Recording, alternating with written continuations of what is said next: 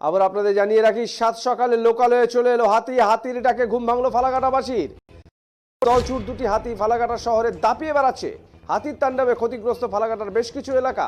প্রথমে Falakata girls high স্কুলের দেওয়াল ভেঙে দেয় হাতি। ফালাকাটার নাম্বার 2 এসপি প্রাথমিক বিদ্যালয়ের ভেতরে ঢুকে ক্ষতি করে হাতি দুটি।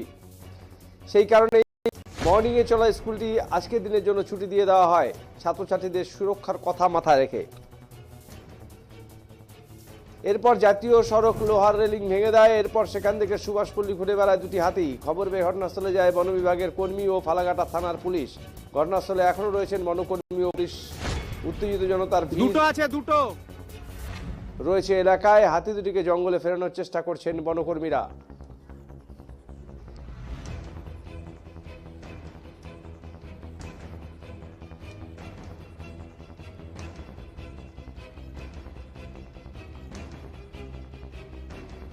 স্কুলের চারদিকে মানে মানে ডিস্ট্রয়েড কন্ডিশন আর কি। এদিকে বেড়া ঠেলা স্কুলের সব ভাঙা, তারপরে হাতির পটি টটি পড়ে আছে।